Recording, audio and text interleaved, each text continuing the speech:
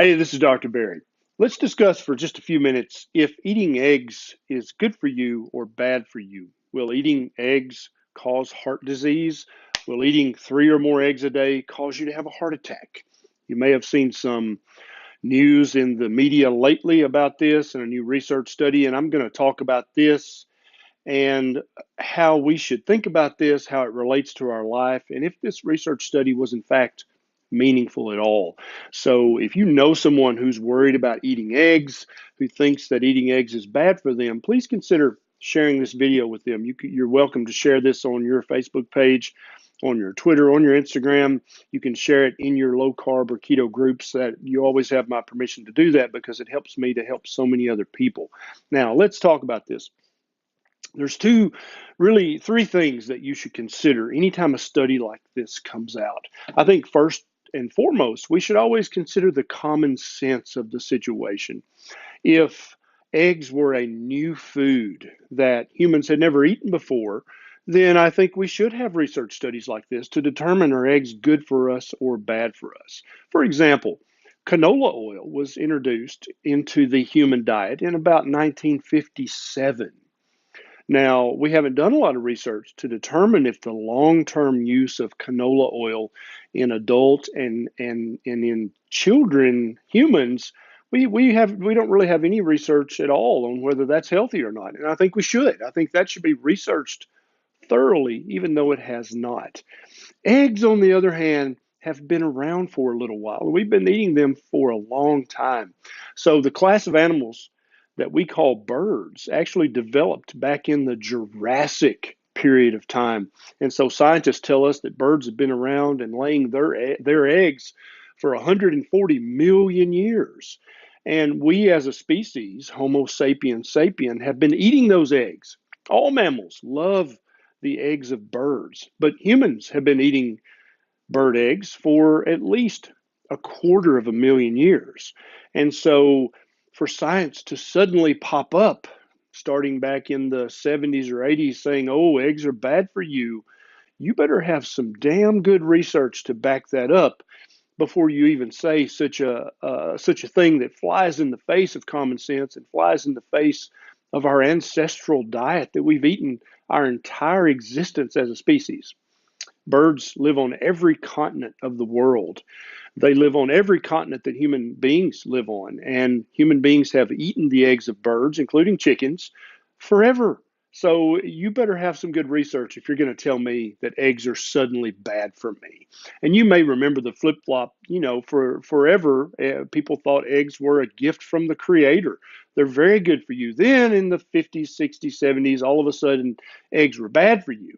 And then you'll remember a few years ago, oh, no, no, eggs are good for you. And now we've got this new study saying, once again, because of the cholesterol content in eggs, they're now bad for your heart again. So let's dive into this a little more.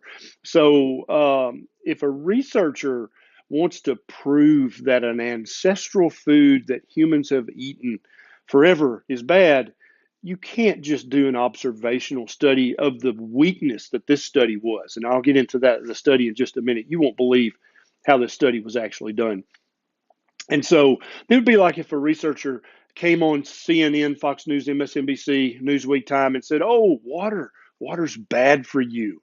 That makes just as much common sense as saying eggs are bad for you. Okay, so now let's talk about the study and let's pick it apart a little bit. So first of all, you must know there was no new research done. This is not a new study. This is a re-examination of research that was done between 1985 and 2016. It actually, and some of the research studies were started way before 85, but it looks at 6 different cohorts of people. And so it looks at the ARIS study, the Cardia study, both the FHS and the FOS study. It looks at the Jackson Heart study, and it also looks at the MESA study. So they took these, and all 6 of these studies are very large studies. And so the possibility for this being a good research study was there, but the problem is the data collection. And so these are cohort studies. They basically sign all these people up and then just follow them for years and years and years. And if done properly, that can be a very useful study. But all of these studies, they gave the participants a food frequency questionnaire, which we've talked about several times on this channel. And so they would ask people questions like, how many grapes have you eaten in the last 12 months? And it's a multiple choice. And first of all, who the hell knows how many grapes you've eaten in the last year, unless you're a carnivore, which is it's then zero. But none of the possible choices are I don't know or I don't remember. And so basically, people make up their answer. Another classic question on these food frequency questionnaires is how many cups of ribs have you eaten in the last 12 months? How do you answer that question? I don't measure my ribs in cups. Therefore, I have to make up an answer. So they administered the food frequency questionnaire to these people. And the food frequency questionnaire questions are suspect from the very beginning because some of the questions are very obtuse. Some of the questions, there's just no way to answer them meaningfully, right? But if they had asked these participants, if they had given them the food frequency questionnaire every month during all these years, or every 3 months, or even every 6 months, you might could glean some useful information from these people's diets. But let me ask you this. Is your diet today the same as it was back in the 1980s? Because mine's completely different. But these people got the food frequency questionnaire and they filled it out one time back in the 1980s. They didn't fill out one every month or every 3 months or every 6 months or even every year. They filled it out one time and that was it. And so to pretend that these people's diets didn't change over the decades is foolish, right? Also, this study again didn't control for what we call the healthy user bias. People who think they know that eggs are bad are also people who tend to not smoke, not drink a lot of alcohol. They tend to exercise. They tend to just try to be healthier and eat healthier.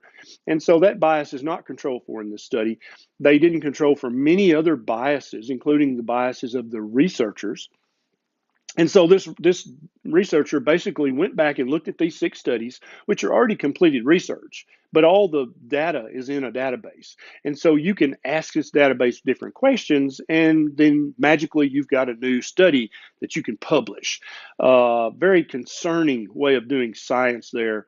But you can just see if I ask you back in 1985, hey, answer this food frequency questionnaire, and then I compared it to how you eat now, it wouldn't even be close to the same.